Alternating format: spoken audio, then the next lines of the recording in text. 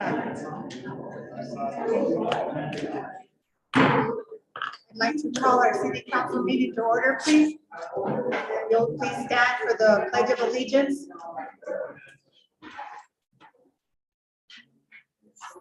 I pledge allegiance to the flag of the United States and to the republic for which it stands, one nation, under God, indivisible, with liberty and justice for all. Roll call, please. Mayor Donald Hewitt, Mayor Pro Tempore Margaret Morales, Present. Councilmember Mitch Lindemann, Here. Councilmember Dania Acosta, Councilmember Ray Shelton, Present. Councilmember Michael Valdenegro, Councilmember Jose Grijalva, Here. City Manager Ana Urquijo, present. City Attorney Nick Cook, Present. City Treasurer Pedro. Present.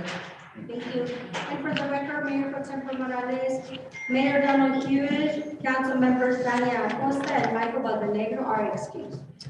Thank you. Item number 4, persons wishing to address the council in writing or verbally on any item not on the agenda. Do we have any requests, Ms. Andrade? Mayor Pro Tempore, I do not have any public participation requests for this item. All right, thank you. Item number 5 is presentation of award. We do have a certificate of appreciation for Gary Clark, but he's available today. He's out of town, so I'm going to postpone that item for our next meeting. Item number 6 is discussion decision on approval. Item A, Douglas Community Housing Corporation 1 reappointments of Gary Clark, Angelica Garcia, and Ray Anthony Novoa, and appointments of Belen Durazo and Daniela Teran effective March 14, 2022.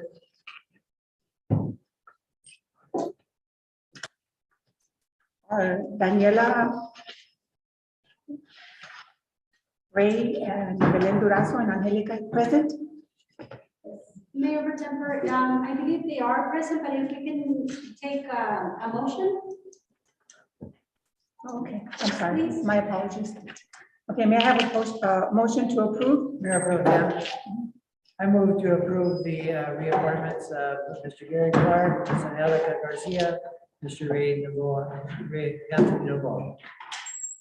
And appointments of Belen Durazo, Daniela Teran, effective March 14th, 2022. May I have a second? Second. I have a motion by Councilmember Lindemann and a second by Councilmember Grijalva. Any discussion? All right, no discussion, roll call, please. Councilmember Lindemann, Yes. Councilmember Shelton, Yes. Councilmember Grijalva, Yes. Mayor Pro Tempore Morales. Yes, motion carries. If I could have Daniela Teran, Ray Anthony Novoa, Belen Durazo, and Angelica Garcia come to the front of the podium.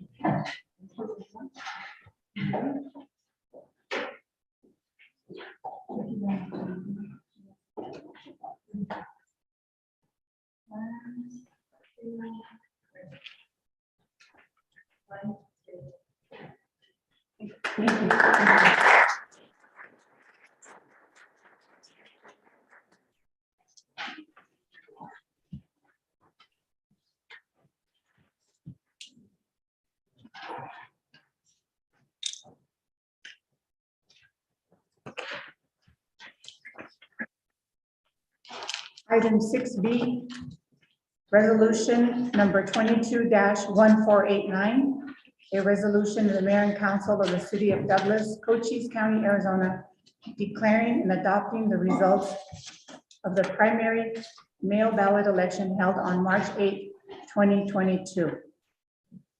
Ms. Andrade? Mayor Pro Tempore, members of the council, we have in front of you is a resolution 22-1489, and pursuant to the City Charter Article 9, Section 14, the elections results are being declared in canvas within 7 days after the primary election held March 8, 2022. The official result issued by the election are required as part of the resolution for your review and final adoption. Also, pursuant to ARS 16-226, the City of Douglas published the call of elections on September 29, 2021, and October 6, 2021, to inform the City of Douglas citizens on 3 council seats that were up for election, and that was Ward 2, 4, and 6, for a 4-year term to expire in 2026. The call of election was published in the Sierra Vista Herald and posted on the city's website and social media channels. And that was done to public awareness and to see if anyone was interested in the council seat. And the candidate packet distribution was on October 4, 2021, and the deadline for the filing was November 8 of 2021 as well. Councilmember-elects, Mr. Mitch Lindemann, Mr. Ray Shelton, and Mr. Jose Grijalva will be issued a certificate of election at this meeting once the resolution is approved and adopted. And I can entertain any questions if you have any.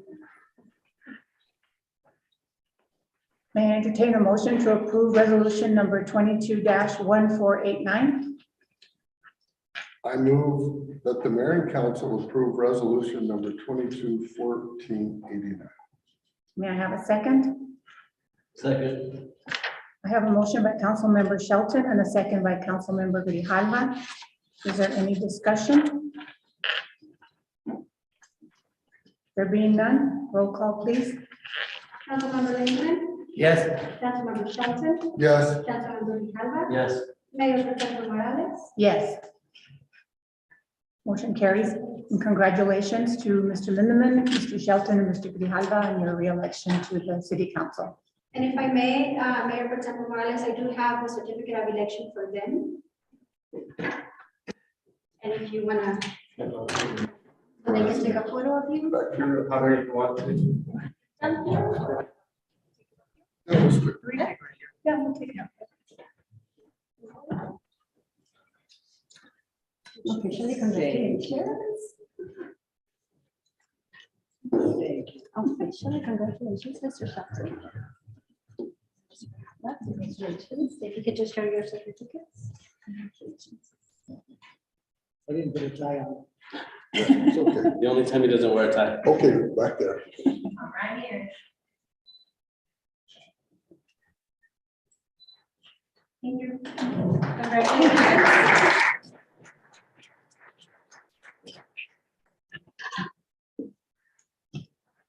Mayor Pro Tem, Mr. Lindemann? if I may again, just say a few words of thanks to the supporters of mine that voted for me, and that shows that they have faith in me, and I hope they will continue to do the good job that they obviously think I'm doing. So thank you very much. Thank you.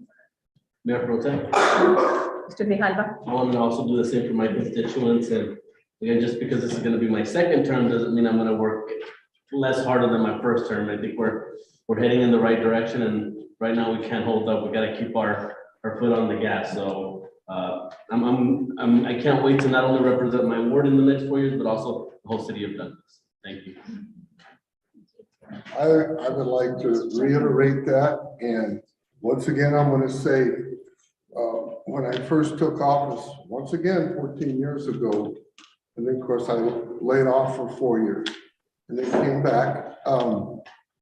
We had the same problems 14 years ago we have now, and right now, we're in the process of trying our best to get things done and reestablished. Once again, we had the downtown, we had the port of entry, we have the RV park, we have the golf course, we have airport, and somehow, some way, we're going to have to figure out what to do, how to do it, and where to do it. So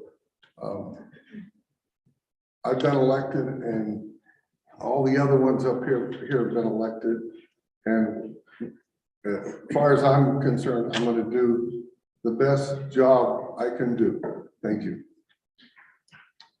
Thank you, Mr. Johnson.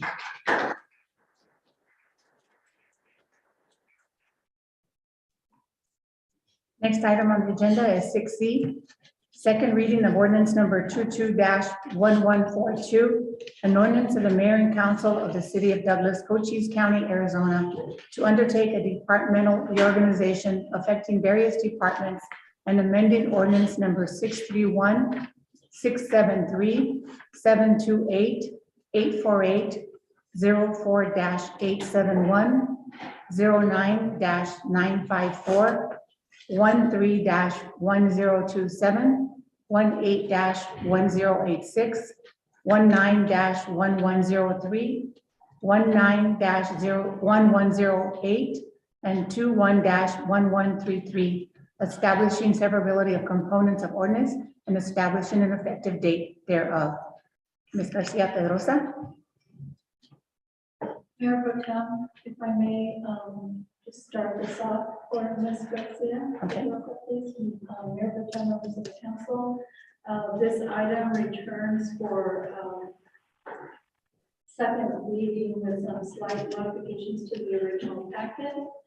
Not substantive, more housekeeping items, especially now that we have added job descriptions for this reading. So it was quite an intensive packet, and Ms. Pedrosa is available to go over any changes if there are specific questions to the packet. But before she steps forward, just a reminder that this reorganization creates a net of one new position and modifies existing leaders to wear more hats, if you will, to become more aware of new initiatives and provides for continuity as we approach the city of Douglas's vision as created by mayor and council. The reorganization creates a stronger and more well-rounded core team to remain proactive and maximize every opportunity for current and future services to the community as we plan for the future of Douglas. The work is now for future impacts to the community. Already there is work with Mexico, GSA, the governor's office, multiple partner agencies, and seeking over a dozen grant opportunities and major capital projects that involve major infrastructure, annexations, downtown revitalization, streets and roads, community facilities, while running on many opportunities for expanding tourism and economic development. So with that, we're ready to answer any questions on the packet. Ms. Pedrosa can introduce them.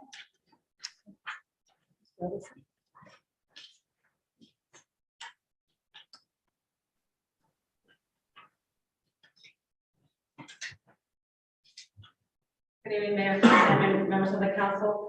For the second reading, as Mrs. Bijo mentioned, it's only a few changes that we did from the first reading. So I'll just go over them. We did include one transit planner as well, but that's a grant position.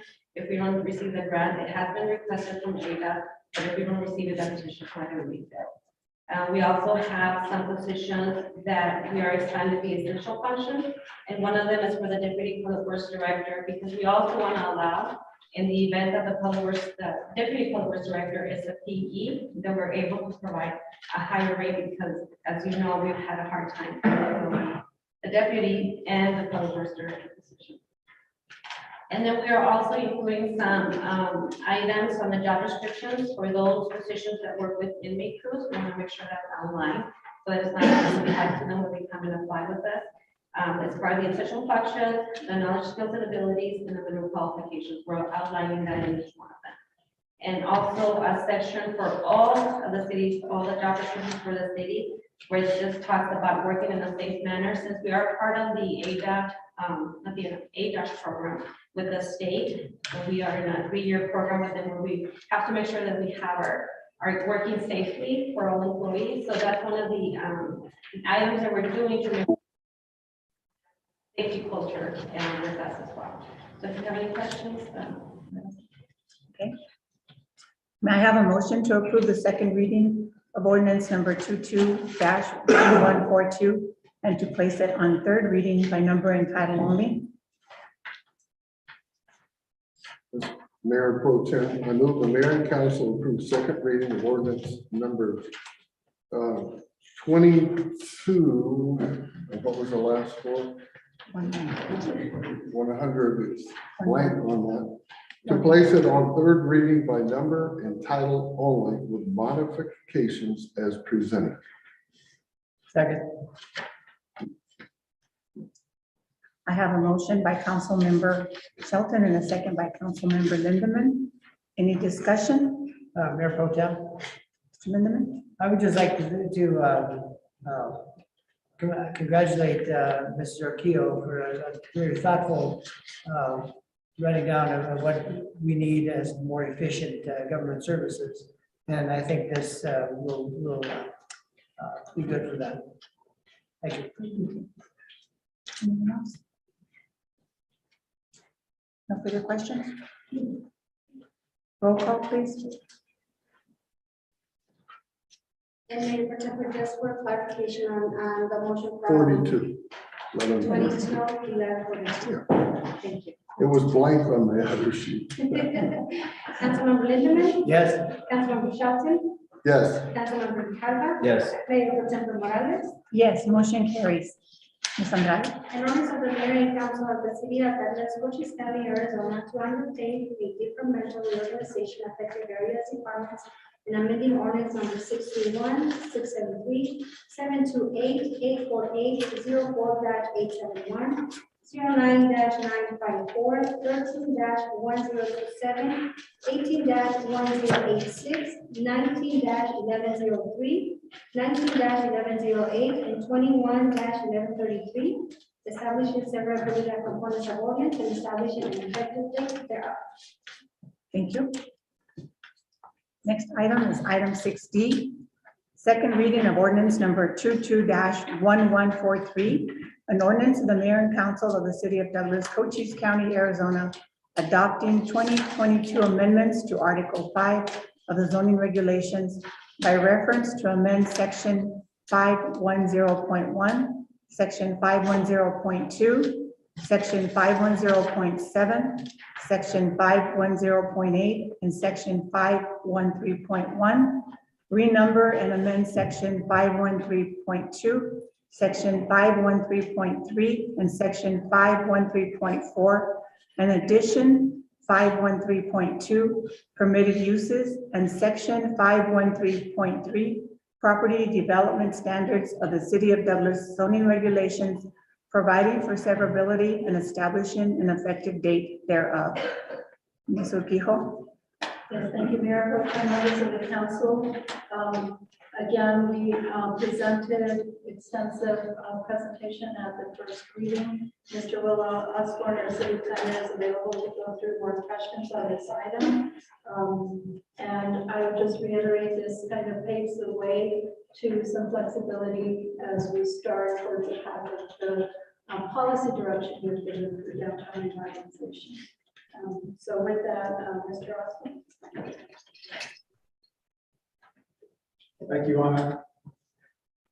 And thank you, Mayor Pro Tem, members of the council. I'd be happy to answer any questions you have.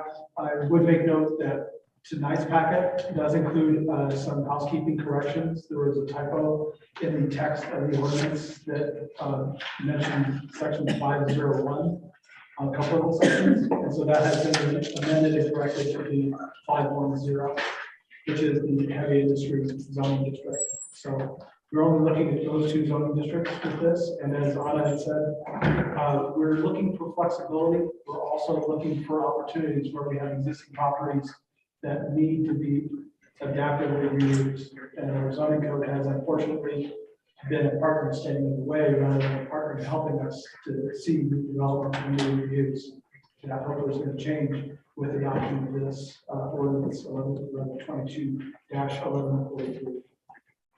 I do have a presentation ready if you wish for me to go through that. I think we have those. If not, that's okay. Which one? So if it's your desire, I would answer any questions you might have. Let me entertain a motion first, and then I'll ask the council members if they have any questions. May I have a motion to approve the second reading of ordinance number 22-1143 and to place it on third reading by number and title only?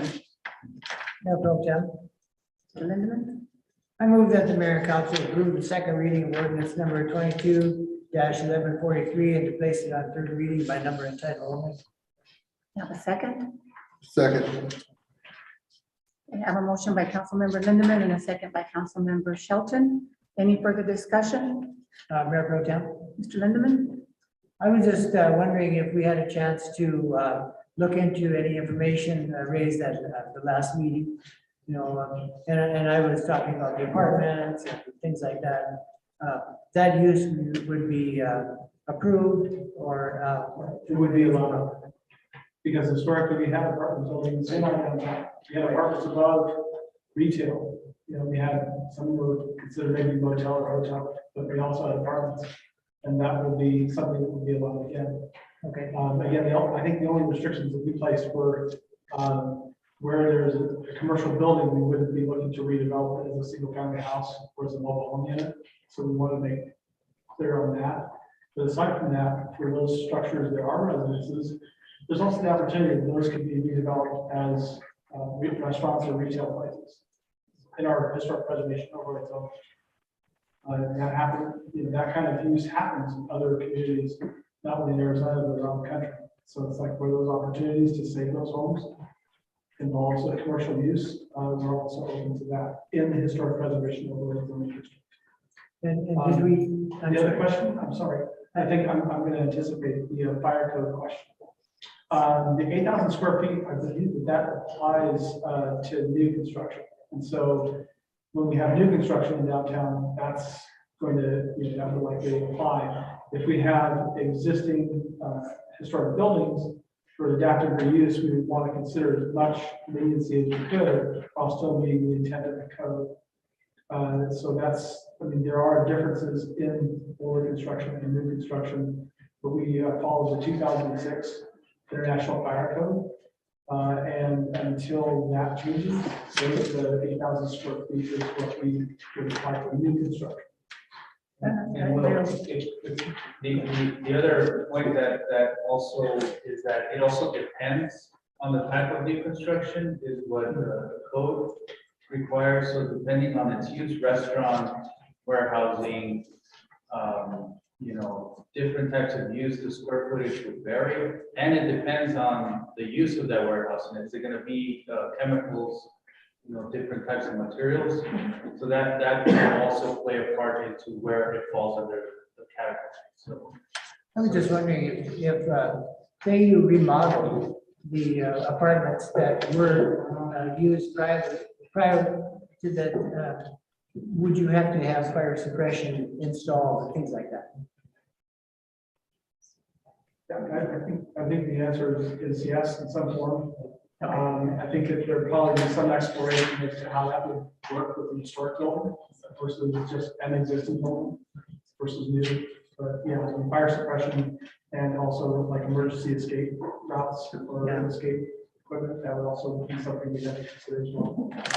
and the fire marshal would also need to come down and inspect that as well. So it's But a nothing, little bit of their discretion as well. nothing in our code would include that. Nothing in ours would be, you know, would Right. include that. Okay. Thank you. Anyone else? Mr. Shelton, Mr. Grijalva? No, I think it. Mr. Lindemann asked the questions I was going to ask, so. Okay.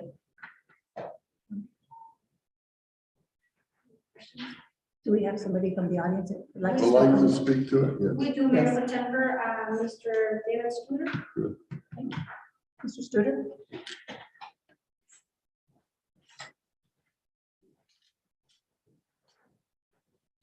Mayor and council, thank you for letting me speak. David Studer, 2630 14th Street. One of the things that really concern me is the goalpost keeps moving in the city of Douglas. It starts here and it ends up over here.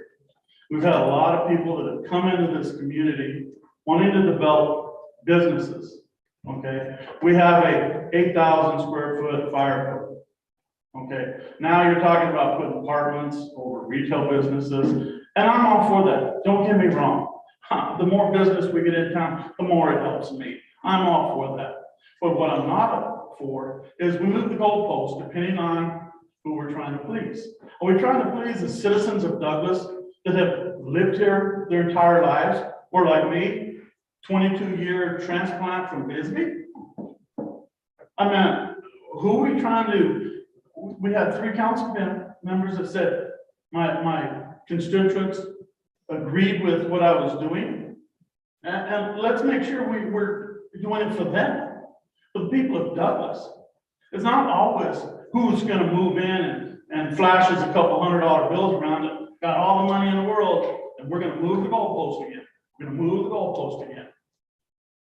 I know of a lot of businesses that wanted to come into this community, 8,000 square foot, new construction wasn't big enough. One of them is me.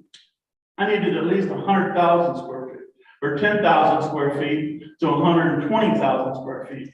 I was told 8,000 square foot, that's it, Mr. Studer. I was gonna put in another business. I'm not doing it in an 8,000 square foot building. What difference is new construction or old construction? In fact, you have a better chance with new construction. A better chance with a block building than you do the old buildings that we have.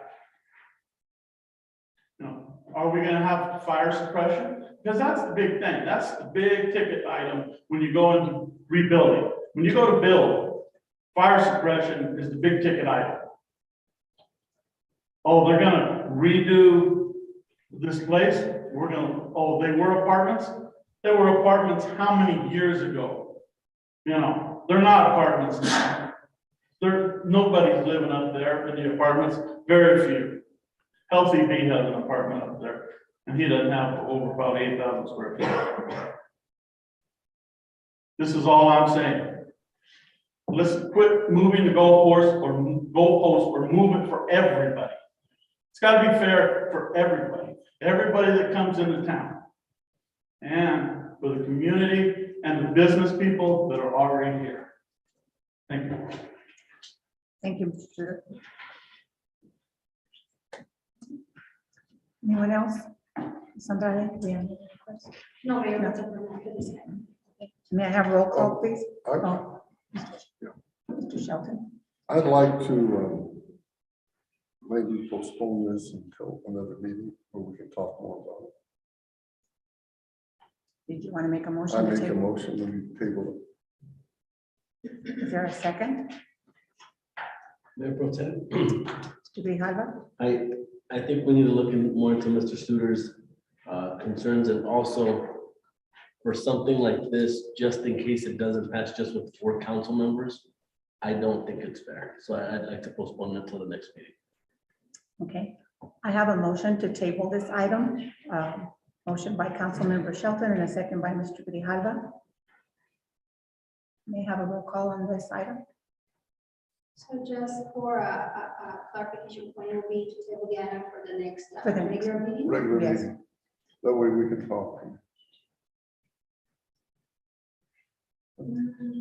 Is that, Do you want to vote on this and then withdraw the other one, the other motion? Or withdraw the first one? We can, that would be a question for Mr. Cook. There's been a motion and a second on the first one, so unless, I believe Council Member Lindeman was the person that made the first motion, if he is willing to withdraw that motion, we can entertain the first motion. If not, we should probably have a vote on the motion to approve that was first moved and seconded. Mr. Lindemann, do you want to withdraw your motion, your original motion? No, I think we should vote on the issue of tabling. Very well. Then we'll move on that motion to table this item. Councilmember Lindemann, No, Councilmember Shelton, yes, Councilmember Grijalva. Yes. Mayor Pro Tem Morales. Yes. Motion carries 3-1. So this item will be tabled. So I'm going back to the original motion then. Need roll call? Councilmember Lindemann, I think there's a point of order. The We do this. tabling motion has passed, and then it's tabled. It's Yeah. tabled, okay. Okay. All right. Thank you. Item 6E is second reading of ordinance number 22-1145. An ordinance of the mayor and council of the city of Douglas, Cochise County, Arizona, rezoning 3 parcels of land within the northwest 1/4 of section 7, township 24 south, range 28 east, fronting on North Leslie Canyon Road, located in Douglas, Arizona, from single-family residential 32,000 SFR 32 and general commercial GC to heavy-duty HI, and amending the official zoning district map established by ordinance 691 and amended by ordinance 858, establishing severability of components of ordinance and establishing an effective date thereof. Ms. Urquijo? Thank you, Mayor, for the time, City Council, again, going through the next step in getting this rezoning consideration done. Mr. William Osborne is available to walk you through more of that detail and is available to answer any questions in your package. Let me entertain a motion first to approve the second reading of ordinance 22-1145 and to place it on third reading by number and title only. May I have a motion, please? Mayor Pro Tem. Lindemann? Just grab them, John. Thank you. I move that the mayor and council approve the second reading of ordinance number 22-1145 and to place that third reading by number and title only. May I have a second? Second. I have a motion by council member Lindemann and a second by council member Grijalva to approve the second reading of ordinance number 22-1145 and to place it on third reading by number and title only. Any discussion? Or let Mr. Osborne address this. Do you have any questions? So if you have any questions for me about the rezone to heavy industrial for the 4.39 acres property, formerly the Forestry Services Office, with a couple of parcels belonging to the Boyd Family Trust, located off of Leslie Canyon Road. Opportunity there, access to the state highway, and also the creation of jobs, economic development. All of these reasons are supported in the general plan, goals, objectives, and policies.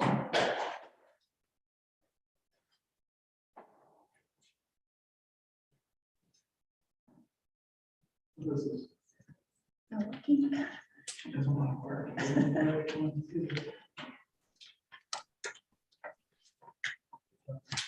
Yeah, it's showing green over here.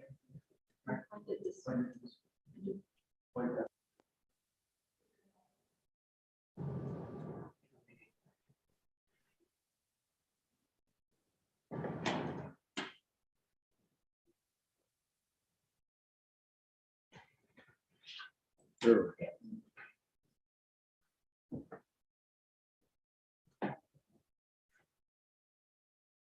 Okay. And so here we have an image showing an aerial of the site, the subject site. Again, located with access onto Leslie Canyon Road and very close to the highway.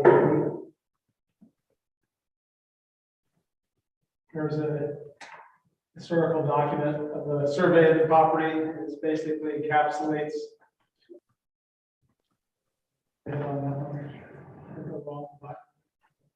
But anyway, the property has the access that we would expect for an industrial business to have to be able to move its goods. State Route 80 is right there, and we have the opportunity to bring jobs into Douglas.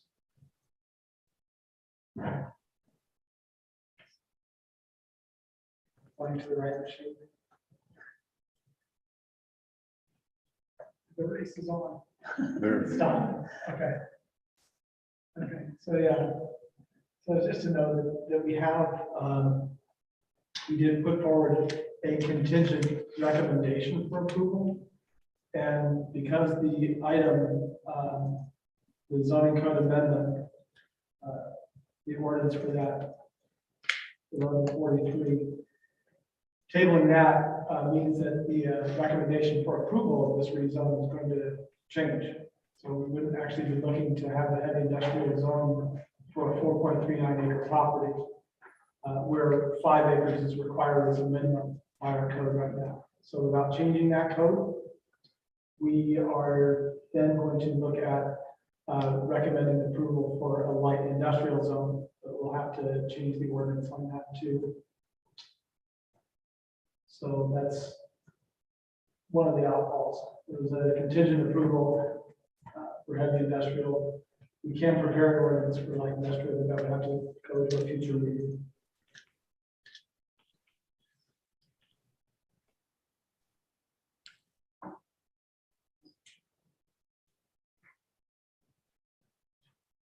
So here's again, we have policy language supporting this particular proposal as well. There were goals and policies supporting the code amendments that we presented earlier. But in the process, we're going to have to look at these zones, at this particular zoning map amendment, because again, it's contingent on the heavy industrial zone, allowing for that flexibility. Any other questions you might have? Any questions, the council members? No? Sounds good. Thank you for doing a good job on that. Yes, thank you, Mr. Osborne. I do have a question. So if it was contingent on this, we do have, this is the second reading, right? for this? Second. So we can, this could still pass and then still be contingent on the other one, right? Yes, Okay. Thank you. but you actually may want to ask ask our city attorney, just to verify, because the language that was in the recommendation was that it was going to follow the code amendment. So that they actually added a zoning district that would allow this to be approved. And so things were kind of going in sequence with the code amendments and then the map amendments. And that was done with that purpose in mind. So it might actually make more sense to follow the table of the code amendments to also then perhaps table this one. Because we'll still have to we would have to bring forward an ordinance for light industrial zoning recommendation. We wouldn't be able to recommend a zone that we couldn't actually develop.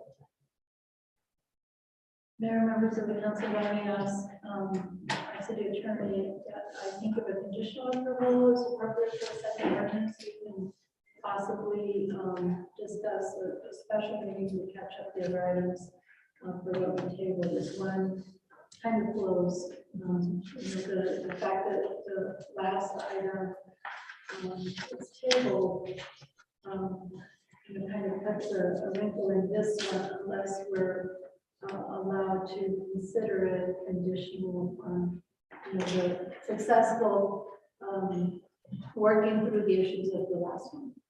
The issues of the last were not necessarily related to this specific part. We can clarify the items so that it can hopefully impact the second reading as well. Nick, would you recommend something different?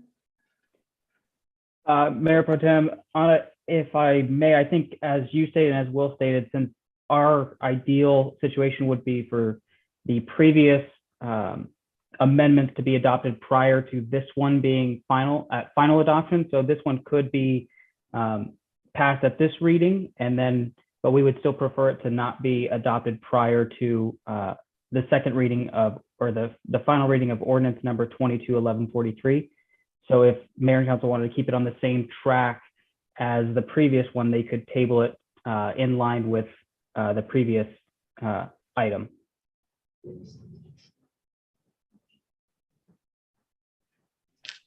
Do you want to table this? Mayor Pro Tem, Yes, that's great. Mr. Grijalva? make a motion to table this to the next council meeting. Okay.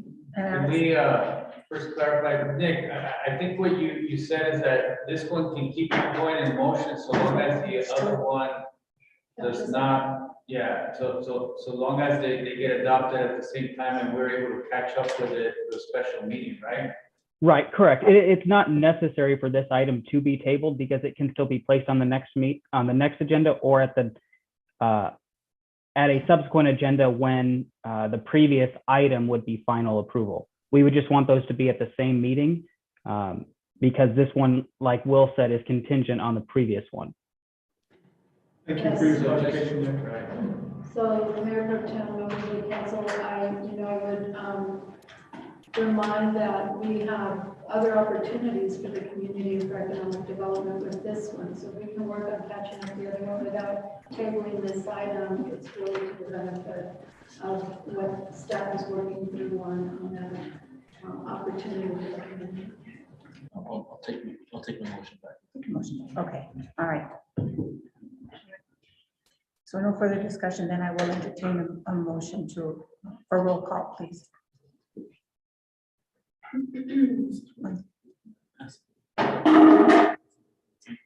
No, we're not tabling this item.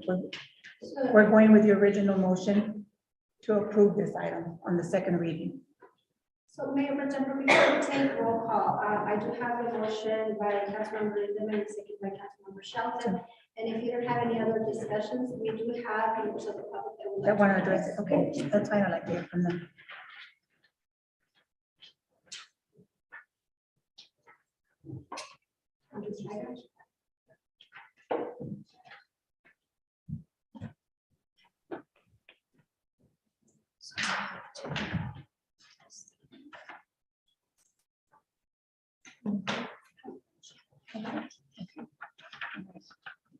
I do have two requests to speak on this item.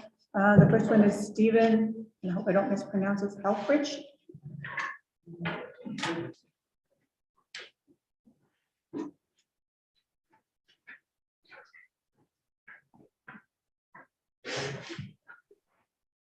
Steve Helfrich, Studio Architecture, 1303 F Avenue, Douglas, Arizona.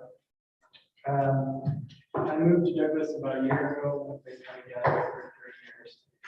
I'm an architect and I've worked in Phoenix in downtown, working with old buildings for 30 years. Working on planning, working on a whole lot of projects. My problem with is with the heavy industrial zoning. I think it creates an island. I think it creates an island that I think we were going to want to undo in 5 years, and that would create a problem. And Mr. Whitten, who's going to speak next, says that he only needs light industrial to set up his facility. And I think that at this point, where the city is going and the transition and the new general plan, I think it would be prudent to figure out how to make his business work, maybe under a special use permit or something like that, and in lieu of rezoning the whole 4.3 acres into heavy industrial. I think heavy industrial should stay south of 80, west of Pan America. And I know there's Sulphur Springs Road and Wesley Canyon Road and Lawrence Avenue is another place where there's industrial. And I think it would be, as far as a ongoing general plan, I think it would be better to place heavy industrial in those locations. Thank you. Mr. Steve Whitten.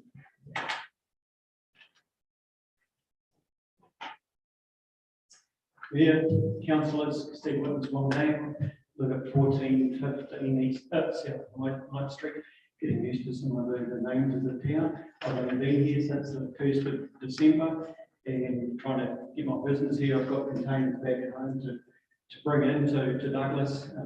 It has been a bit of a mission to locate a suitable property.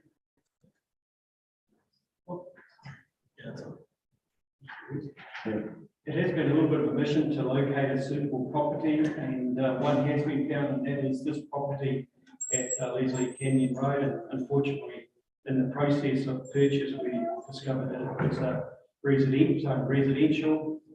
I'm 100% supportive of the council to rezone the appropriate unit that they consider for the site. There are other industrial and commercial properties nearby. My business, and I'll just talk about my business is different at home than what it will be here. At home, my home is New Zealand, for people who don't know. It's a small population, the market is very limited because the location, you're halfway to the South Pole, and shipping costs are hugely expensive. One of the reasons why I came to the States, I do get quite a demand product from the US. I'm not able to ship product to the US because it's the same for shipping. There has been a recent, very recent bill passed in the Congress, and that bill is a Replica Car Act. The Replica Car Act provides for low volume vehicle manufacturers to produce up to 500 vehicles per year. And that's going to open up a big market for a lot of the small businesses within the US, particularly the kit car manufacturers. And I have had some that have approached me out of Canada and also up in the Washington way and also Texas. And those guys are keen for me to supply them parts. The problem I have is I'm really keen on Douglas.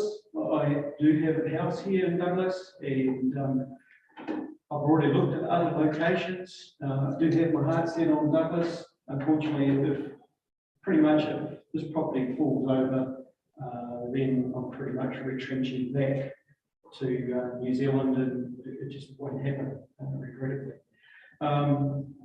Just something else happens. But so I would like to be able to see some manufacturing here. The job-wise, I need to train people. I can get experienced people, not within Douglas, probably not within Tucson, or closest is going to be Phoenix. And I find it's better to train staff in a particular production method that we do use. There's whole lots of different ways you can do the job. There's a particular way I like to do it to provide the durability, the strength, and the longevity out of the part. So I like to train the staff. But I can't train 100 people. Well, I'm not going to get 100 people. More than likely 60 people in time. But I can't train that many of them. I'm not a school teacher for a public, but I find it's one-on-one quite quickly. I can do 2 people, 3 people. You're pretty much you're pretty busy. I'm going to do 2 people. I need to do 2 people, so those 2 people can train 2 more people. Those people can train more people, and so it's not going to be instant. I don't have cash flow to pour in hundreds of thousands of dollars into the whole project to get people happy. So I need to be able to build it up, and it's going to take a year or 2 to build that to the numbers that I do need. And I'd imagine, I don't know if there's enough of the population here. One of the reasons I came here, I did the demographics a few years ago, and it wasn't so much Douglas, it was Phoenix at the time, but I had been to Nogales 4 or 5 years ago on pro-Mexico. The administration's changed there now. And it was then that I was introduced to Douglas, came over to Douglas here, and I learned a little bit more about Douglas. And what I did learn was job opportunities and economies a bit poorer, so it's other advantages. But I like to be able to see people enjoy themselves at the end of the day. And if we can have fun in the job, get some people in here into the business, it's going to pay benefits back to the city. And if it brings jobs into town from out of town, well, that's more houses that are going to be occupied, and that's more people that are going to be into the city, and it helps with the streetscape and builds up the economy for the town through extra taxes. But so pretty much that's the situation I have at the moment. So, yeah, it has to be industry. I'm 100% with the council on heavy industry, but if it needs to go to light industry, that's fine. Obviously, you can't go in love with them, but that's where I am with these situations. Thank you very much for the opportunity to address the council. Thank you very much. Can we ask? Mr. You want to ask? Can we ask a question?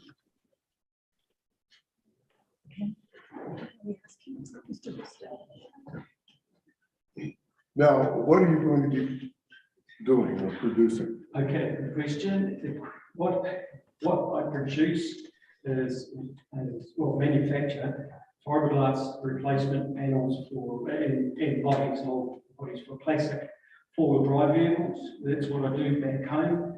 The market in the States is so much bigger, and very likely to diversify into some other areas.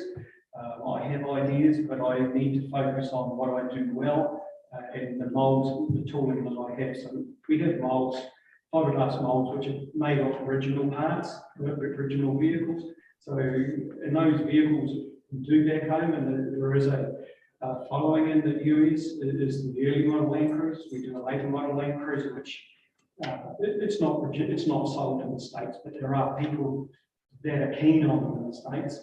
We also do all of the Jeep right through from the old Army Jeep right through to the pickup, the J20. Nobody produces those in the States. And I had said before, people up in Washington who didn't want to buy those. We do a lot of other vehicles as well. We do some sports cars. We do probably not a lot of vehicles that are well known here, but there's a market for it for me. And that's a lot of Suzuki's, early model Suzuki's, four-wheel drive Suzuki's, very simple to build and low cost. But later ones a little bit different. I have back home as molds that I'm currently producing back home for later model Suzuki's. Also, the Beetle is a market for that down the Yuma way, where a lot of people do a lot of conversions with side-by-sides, I'm not too sure what they call them over here, but UTVs and things like that. And we do Land Rover, we do Range Rover. In fact, we've got a company in Austin, Texas that wants to supply panels. They have there is a special equipment and manufacturers association called SEMA, and Las Vegas, November each year they have huge convention, and all of the motor vehicles people go there, and this customer wants some of my product, and no doubt, probably not this year, but next year we'll promote there as well. And it's nice to say that the product's made in Douglas rather than just products made in USA. Yep. So that's pretty much all it is. But Are you sure that's all? yeah, there's other things I'm hoping to do. But I can't do it. Wow. This could really help our high school body shop, Yeah. auto shop. They could really get some good training and work right into it. Just to add to that, Ray, back home, I used to, when I say work with, there was a University of Waikato engineering department. They have a lot of students that, and some of them moved on to overseas companies, and some of them worked for Porsche and whatever. And I had them coming through my workshop to teach them how to go through creating the moldings and parts to make their vehicles. And they had this competition, worldwide competition, to do with electrical vehicles. We had a lot to do with that company. So it doesn't matter whether we do heavy or light to you? No. It doesn't, okay. And Okay, there's thank you. Another one too, you just reminded me of it, sorry, there was another high school in New Zealand, Thames High School, used to have students come across from the high school, and it was good for them to make up different projects as well. So I like to be able to put that into the community. I'd like to talk to you because I know some people that were in education. After. Thank you. Anybody else have questions, Mr. Whitney? Thank you. Anyone else wants to address this item? Any other requests? I do not have any other requests. Okay, all right. And I ask for a roll call, please, on this item. Councilmember Lindemann, Yes. Councilmember Shelton, Yes, Councilmember Calva, Yes. Mayor Pro Tem Morales. Yes, motion carries. Ms. Andrade? An ordinance of the mayor and council of the city of Douglas, Cochise County, Arizona, zoning 3 parcels of land within the northwest 1/4 of section 7, township 24 south, range 28 east, fronting on northwest Dehan Road, located in Douglas, Arizona, from single-family residential 32,000 SFR 32 and general commercial GC to heavy industry HI, and amending the official zoning district map, establishing ordinance by ordinance 691 and amended by ordinance 858, establishing severability of components of ordinance and establishing an effective date thereof. Thank you. Next item on the agenda is 6F. First reading of ordinance number 22-1144. An ordinance of the mayor and council of the city of Douglas, Cochise County, Arizona, rezoning 5 parcels of land comprising lots 14 through 26, the north half of block 30 of the Foothills addition to the city of Douglas, numbered 410321119B, 4103212B, 4103212C, 4103212D, 410322121, located in Douglas, Arizona, from single-family residential 8,000 SFR 8 to single-family residential 6,000 SFR 6, and amending the official zoning district map established by ordinance 691 and amended by ordinance 858, establishing severability of components of ordinance and establishing an effective date thereof. Ms. Urquijo? Thank you, Mayor Pro Tem, members of the council. This, just as background, is the item that was removed from the agenda, originally placed for first reading at the March 10th meeting. Staff has pre-prepared the packet to outline for you the recommendation and action taken on this item with the Planning and Zoning Commission on March 8th. Laying out what the recommendation from staff was, laying out what the recommendation of, or the vote of the Planning and Zoning Commission, and also to update you on the testimony received at that Planning and Zoning Commission along with paperwork submitted. So with that, Mr. William Osborne has prepared his packet and is ready to guide you onto this first reading. May I have a motion first to approve the placement of ordinance number 22-1144 on its first reading by number and title only? Mr. Mayor Pro Tem, I recommend, or I move the mayor and council approve the placement of ordinance number 1144 on the first reading by number and title only. May I have a second? Second. I have a motion by Council Member Shelton, a second by Council Member Grijalva. Discussion, Mr. Osborne. Thank you, Madam Mayor Pro Tem and members of the council. This particular proposal has come about for a number of reasons. We have a need for housing, and affordable housing in Douglas. We had an error in interpretation for previous development of the 4 lots that are on the west side of the city-owned property at the corner of 15th and Van Buren. But the city is also looking to sell that property. I should let you know too, is that even without a rezone, even if this rezone doesn't pass, the city's property is approximately 24,000 square feet in size and could actually meet the development regulations of the single-family residential 8,000 square foot lot zoning by turning the frontages onto Van Buren Avenue. And so that's something that's been out there, orienting lots toward the north to front onto 15th. That is something that would be facilitated by this rezone for the city's portion of the property. But each of the 4 lots that was created, originally, those lots were 15-foot wide lots, like in the original settling or the original planning of the city. We see here in this map that, well, there we go. Yeah, so we have 15-foot wide lots that have been combined over the years with lots 22 through 26 comprising those lots that make it the city's lot. So the city's portion is on the east, and then the rest of the lots, there are now 4 that are developed, are on the west. This rezone would enable those particular developed lots to be conforming with our zoning code as they seek in the future at some point to have any sort of a building permit associated with accessory structures or anything like that, their lot wouldn't be considered non-conforming. Also, same thing for anybody who might be lending for home equity loans or for home improvement loans. Because usually one of the questions is the lot conforming with regulations. And in this case, these 4 cases, they're not.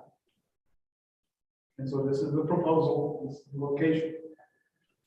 At the Planning and Zoning Commission public hearing on Tuesday, last Tuesday, we heard folks talk about the affordability issue, but we heard more from the affordability of the houses that they own, that their value has go down, that these houses are too small.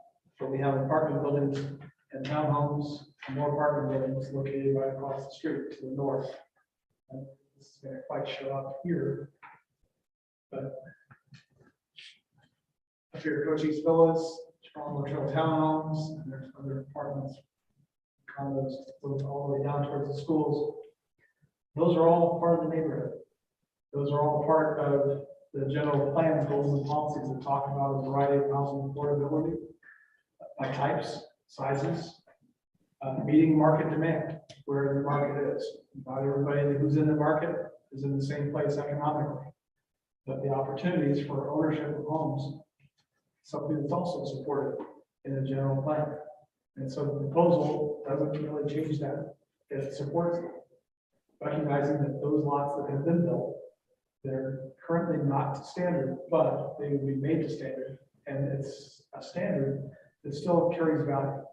I've heard from other staff, talk to appraisers, that one of the homes that's in the 4 homes that have been built is appraised at around $280,000.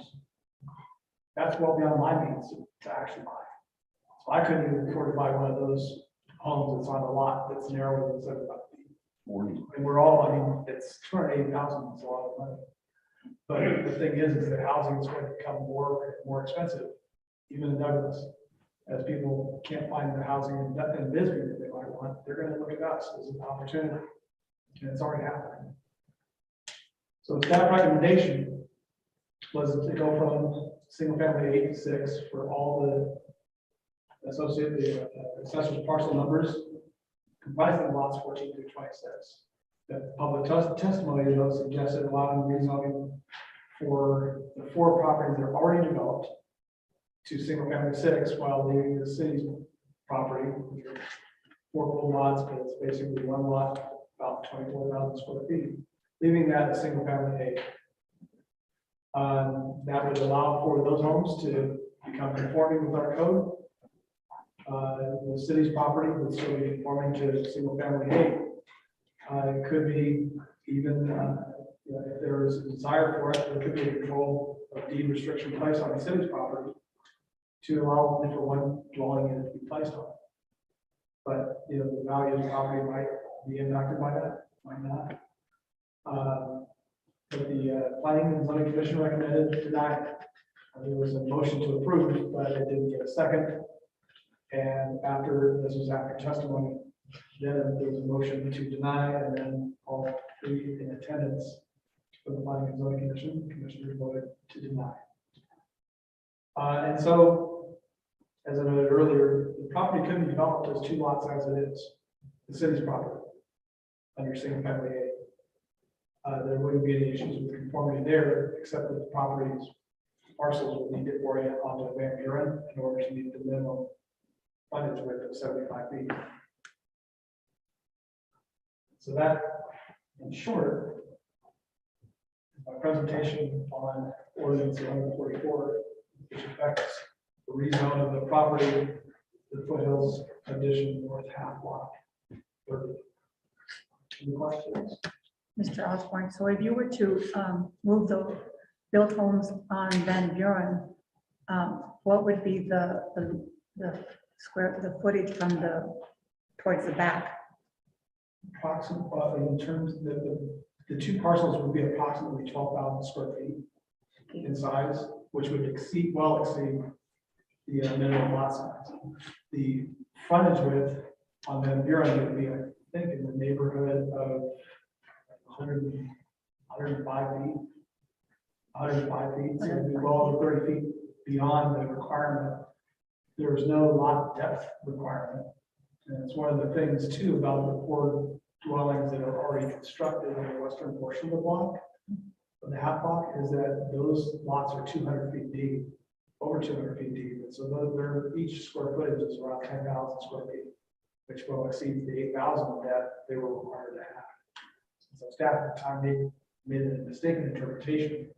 Say, well, they're 8,000 square foot lots. So what else is that? You know, are all these other things as important when the side yard setbacks can be met, and they were. But the frontage width was reduced. They allowed for a reduction down to 57 feet per lot. And so that was an error, an interpretation, but it's something that we feel staff should be corrected.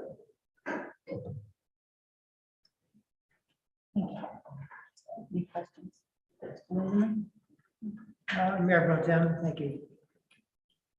My feeling is that we should follow the planning and zoning recommendation and deny this. Now, if they would bring back a more specific that would cover all of those eventualities rather than one blanket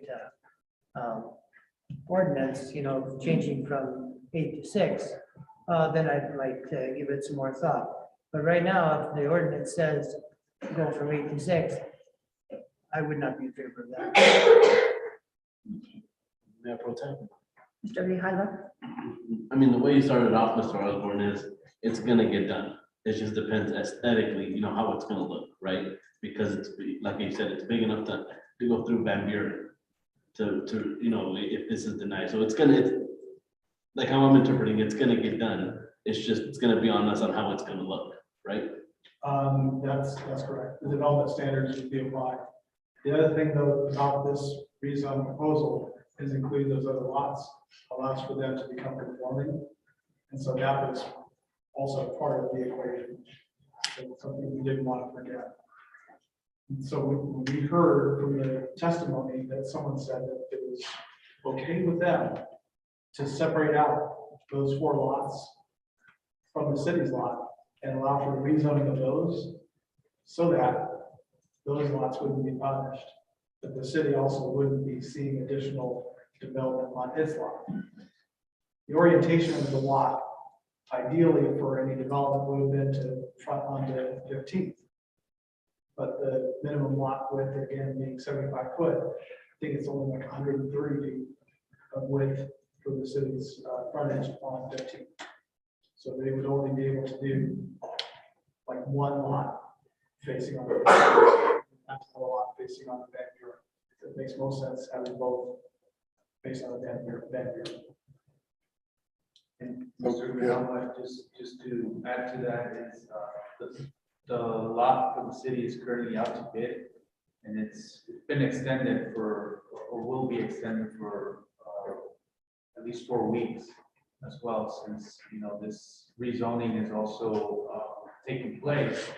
The bid contains language there that this was in fact, being considered as a rezoning, so the bidders would need to take that into account before they place the bid. But just as way as information, I wanted to add that it's currently in process for the bidding on this city property. Thank you. Mr. Shelton? Okay, this is my view. Every time, I pass it all the time, gotta go to my house. I would like to see, go out to bid. And I'd like to just see one nice house built there. Not, you know, not dividing it, just have one nice house. And you said that those new houses right now are assessed at 280,000. That's what I heard. I do know, I was watching a special on television about housing. And those are the type of houses that have been built, those 4 for starter families now all over the country, not just Douglas. They build them and, you know, in a few years and they can graduate and go to a larger house, a family can. But those type of houses are becoming typical, but I would rather see one nice house, if we're gonna sell it, one nice house built there. Maybe it might want to face Van Buren. If we're going to do so. So, that's my opinion on this situation. Mayor Pro Tem, if I may, for sake of clarification, going back to Councilmember Guerrero's question and comment, I'd like staff to clarify the number of homes that could be constructed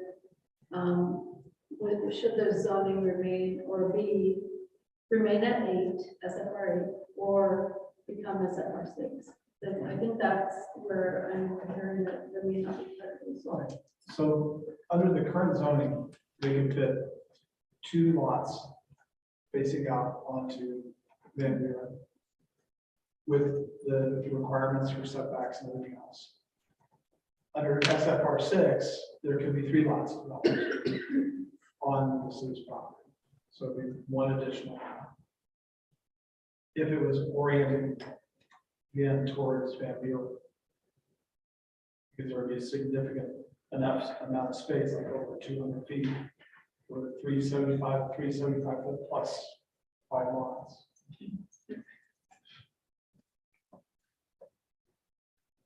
So I think what staff is going to be looking for is if the ordinance before you isn't satisfactory, where we're going to go with it, if we're going to go to another reading, or if we need to go back to the drawing board. We have some ideas, but we will definitely want to hear your direction. Do we have members of the audience that like to speak on this issue, on this matter?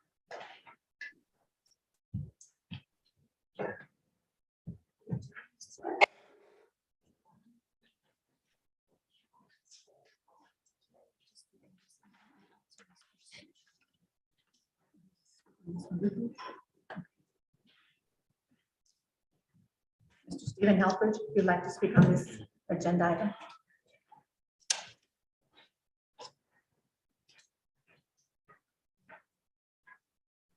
Steve Halpert, 1303 F Avenue, Douglas, Arizona, 85607.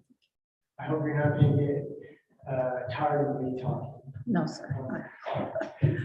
I think there's an opportunity. I drove by the site 2 times. Well, okay, 3 times. I think there's an opportunity to do something more. First of all, the 4 houses are fine. They're unique.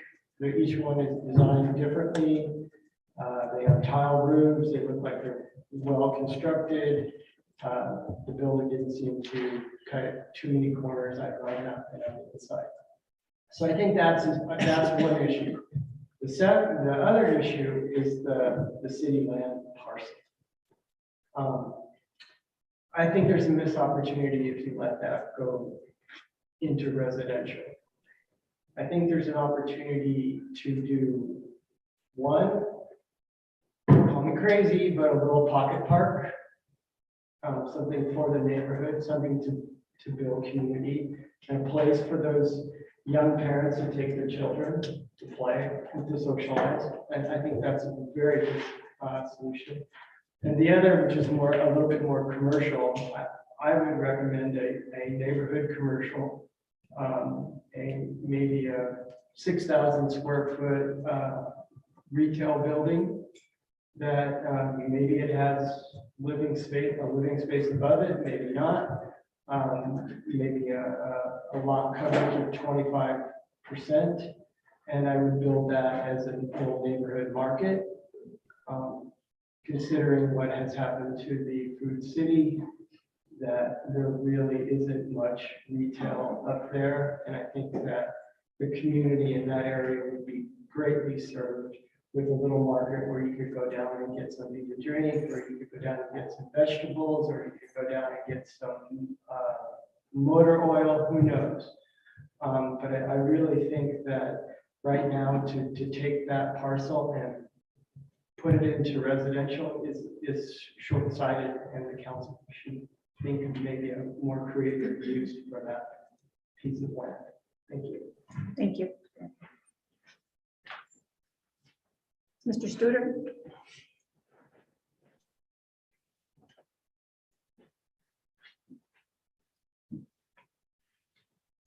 Mayor Council, thank you for hearing me. 2630 14th Street. We're talking about the lot right behind my house. City planner keeps talking about apartments across 15th Street. We have a plot map in Douglas. Correct? We have to have dividing lines. The city is not all going to be made up of the same size lots. Okay, we have dividing lines. Those lots were designed 75 foot. The plot map was put in. City made a mistake. Okay, how did they make a mistake? You know, within 30 minutes, I went to the county this morning, got 2 maps, their appeal for a split. They split it 3/8 of 2019. It was split with an assessor's map, not with the city of Douglas's map. We're talking about 4 families, 1 crooked builder, and hundreds of homes that people have put their life savings into. Their retirement is sitting in their house. There's a lot of people that I've heard that plan to move with their kids, wherever their kids have gone to. And that's their retirement, is their home. Now, we're supposed to give all that up just because the lots were there. 75-foot lots were there. It's right here in the map. I have it. The builder could have got it, the developer, whatever you want to call him. He split them into 50s for one reason and one reason only: money. He wanted to put money in his pocket and take money out of my pocket and hundreds of homeowners that live in that area. We have a city staff that's all behind it because the city of Douglas made a mistake. Oh, let's cover up. It's a cover, plain and simple. You tell me who you guys are working for? City Hall or the constituents out there that elected you? That's what one of these votes is coming down tonight, is who do you work for? Plain and simple. City planner that is doing his job, I realize that. City manager that's doing her job, I get it. Our job as citizens, homeowners, are to protect our property. You know, 4 years ago, I had my house appraised. Okay, 4 years ago, prices weren't as good as they are right now. 165. I have a pretty good sized house. 4 years ago, 165. I don't believe in any phantom out there that one of those houses went for 265 appraisal. The other thing is, rumor mill, as you have it in Douglas, runs rampant. But the builder, if he gets it, he's gonna put 3 houses facing Van Buren. Okay, that's 7 homes where 4 homes should have been built. What are you gonna say to the property owners then? Because by the way we're talking, it's doable. It's 207 feet deep. It's 107 feet across the face. Okay, you can get, if you put it down to 50, you can get those 3 lots in there very easy. At no point did it say a lot has to be 8,000 square feet. Those are minimums. The minimum is 8,000 square feet, not the maximum. We're always going on the minimum. We're always moving our goalposts around, depending on who it fits. Does it fit the people that own homes from Washington to Van Buren, from 15th Street to 10th Street? There's 3 brand new homes that went in there. 3 brand new homes. Those people, one is an older couple, took probably all their money out, put it in their house. Is it fair to them? There's a young couple building on 10th Street. They're building it a little at a time. You've seen them building it. you've seen them going a little bit, a little bit, a little bit, a little bit.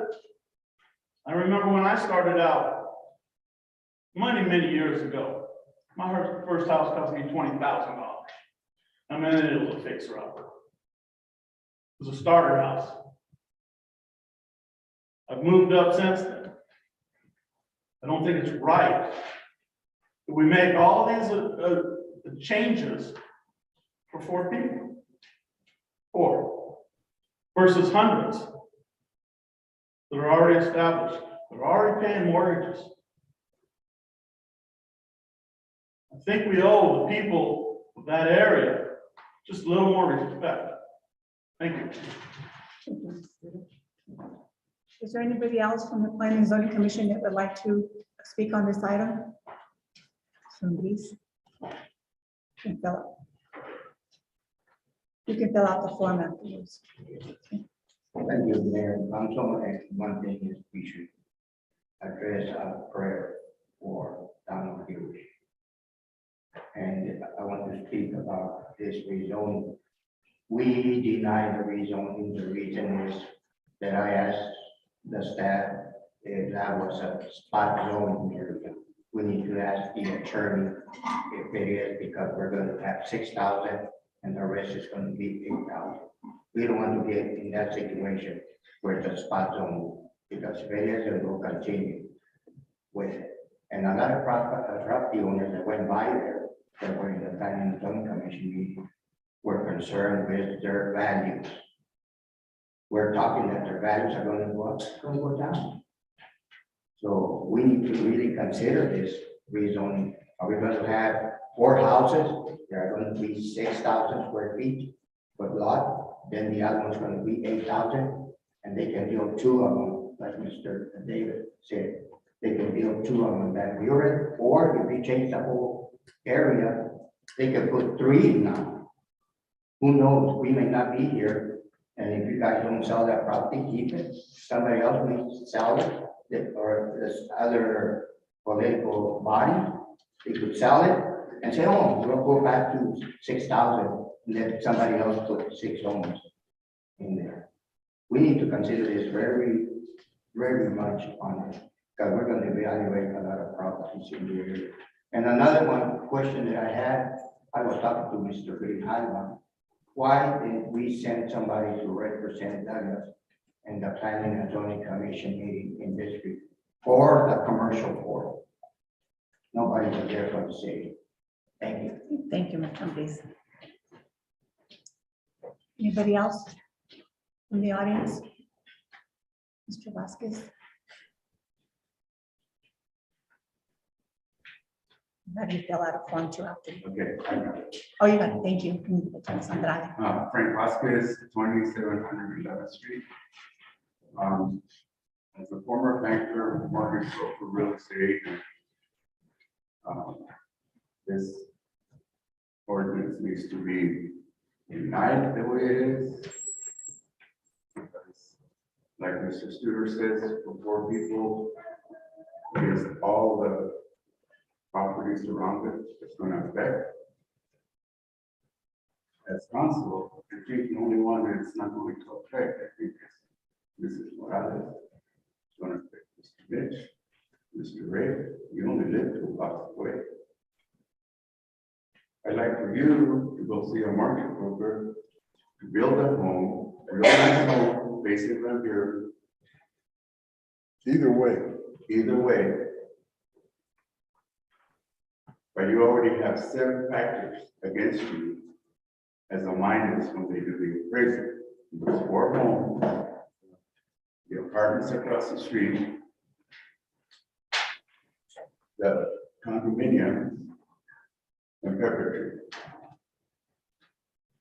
Tree. As a banker, realtor, mortgage, financing, I've financed several mortgage homes here. It's a minus. It's against the property. If you wanted to build a 2,500 square foot building home with those homes there, I don't know what the average is. 1,500, maybe 1,300 square feet, they're small. Already, you already have, your home will not even appraise 200,000. Your property.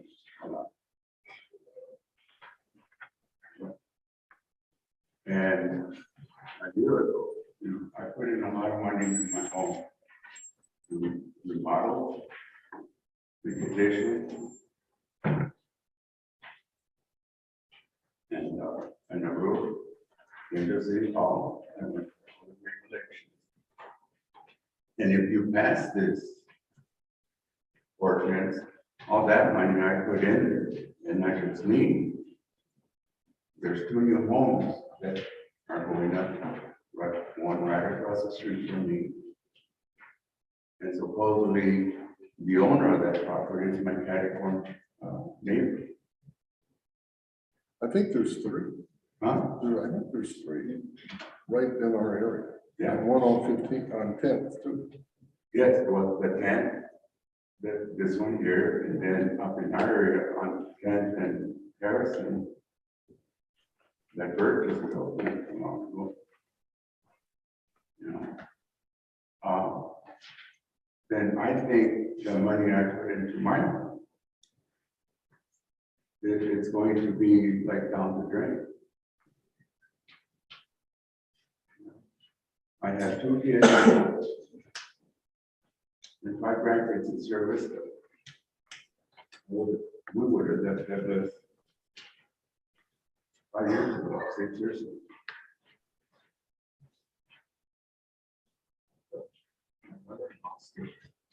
She won't move.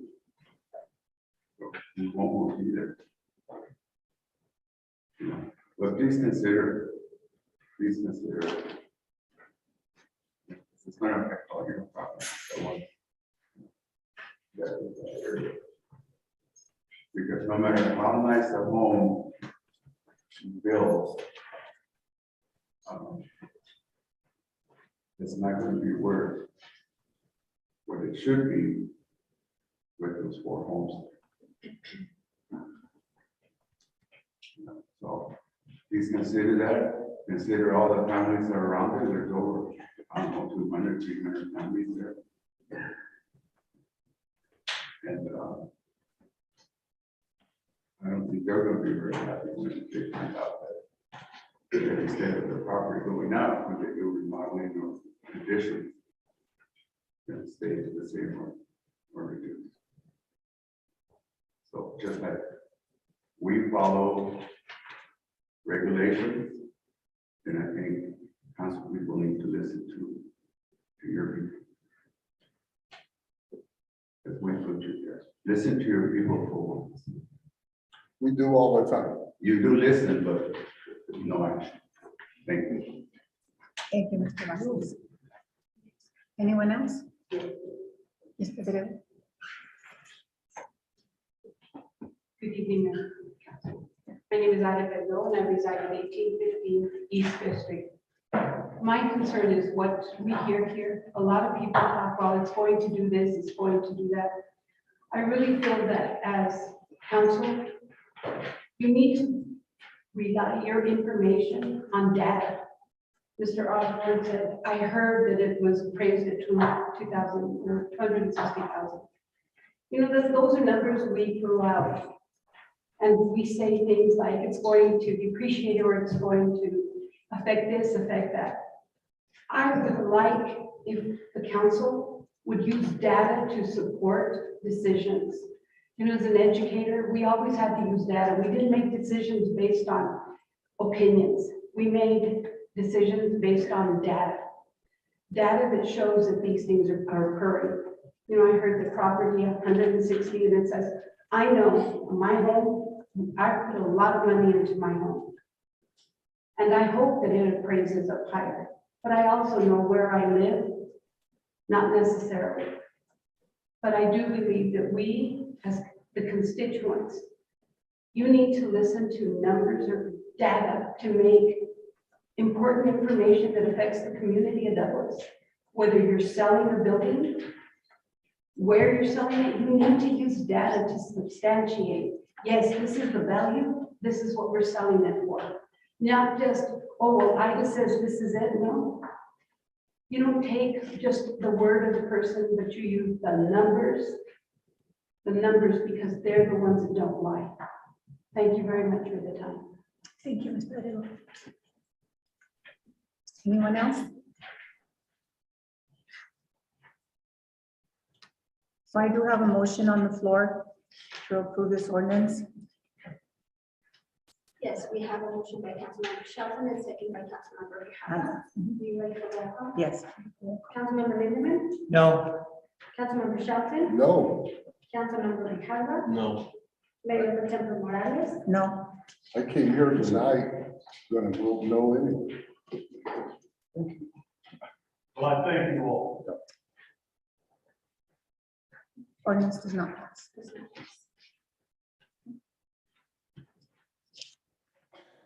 Next item on the agenda is 7G. Bid award to Stantec Consulting Services, Inc. for the construction management and consulting services for well number 14. Mr. Pedrosa.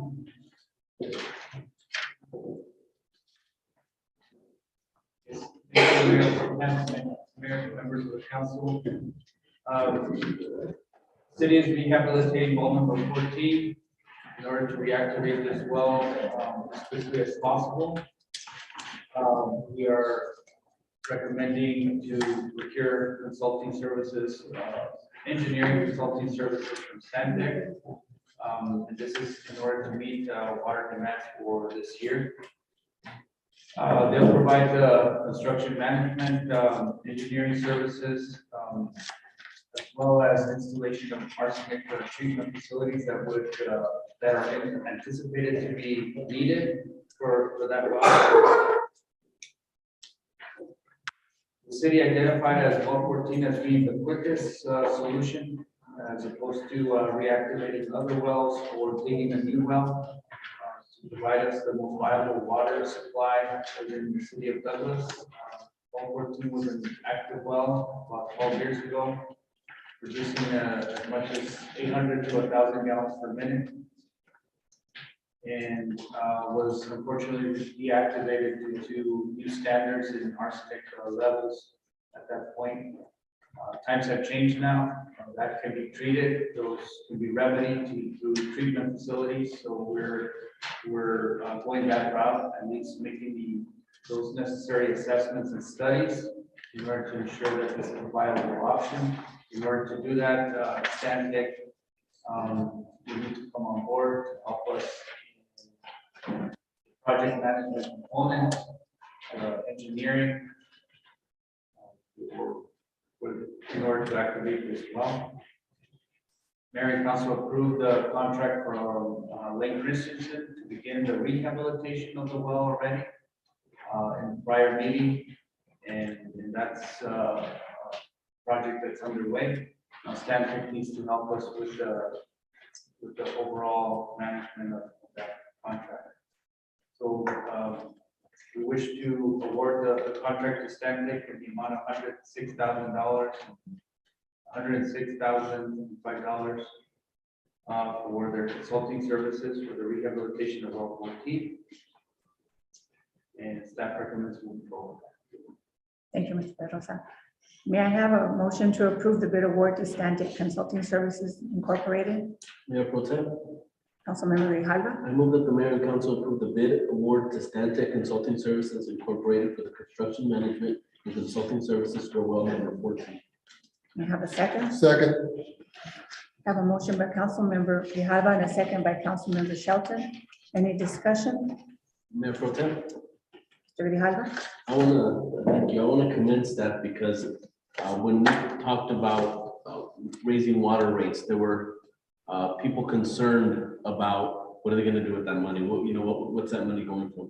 Now with this, we're showing our residents and our constituents, they're looking to fix up more wells so we can have more water, so we can have cleaner water.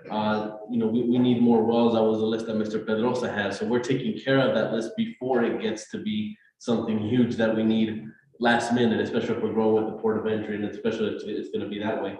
So I want to commend staff for thinking about the needs and prioritizing our needs. Thank you. Thank you. Mr. Shelton? Is this the well that's at the golf course and on the north side? Mayor Pro Tem, Councilmember Shelton, this is located on Whitewater Drive.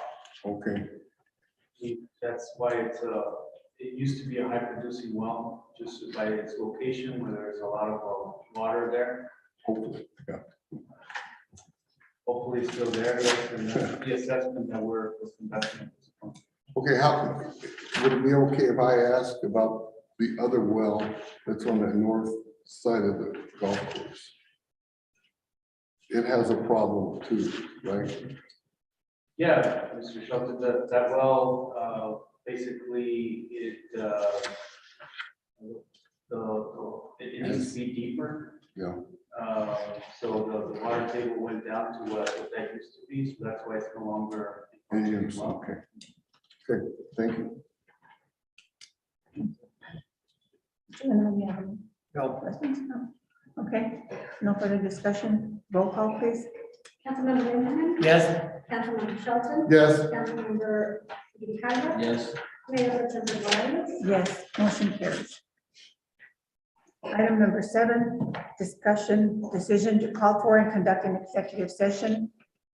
I'm under the authority of ARS 38-431.03, A3, A4, and A7 to consider its position, instruct its representatives, and obtain legal advice regarding city-owned Rancho La Parrilla Apartments, parcel number 410-09-004, and possible preparation of a purchase agreement concerning the potential sale of the Rancho La Parrilla Apartments.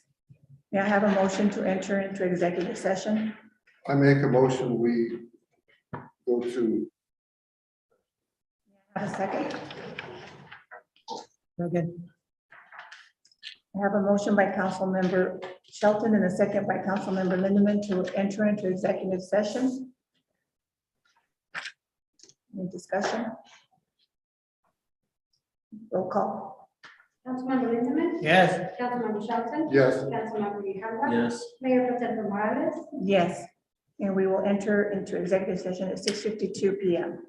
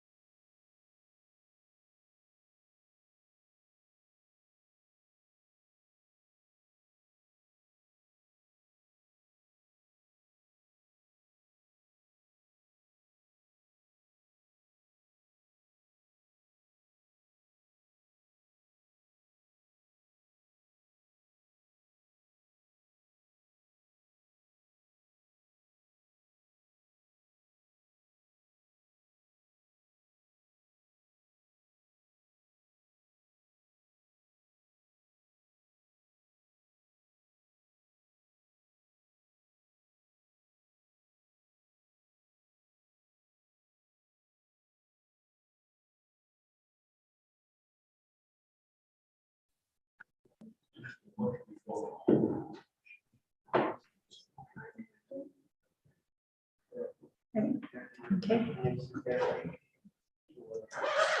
May I have a motion to adjourn executive session? So moved.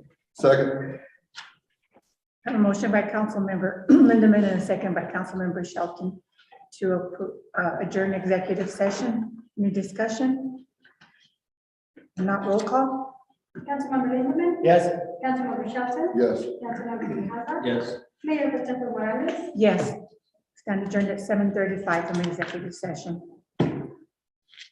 Item number 8, update discussion on executive session item regarding the Rancho La Parrilla Apartments with parcel number 410-09-004.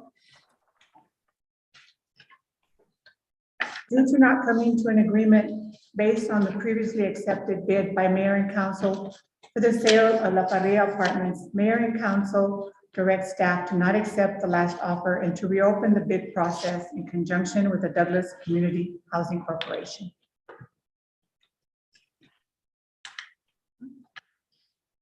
Now, last item on the agenda is adjournment. I make a motion, we adjourn. Have a second? Second. Motion by Councilmember Shelton, a second by Councilmember Grijalva to adjourn. All in favor, say aye. Aye. Opposed? Okay. We stand adjourned at 7:36 PM.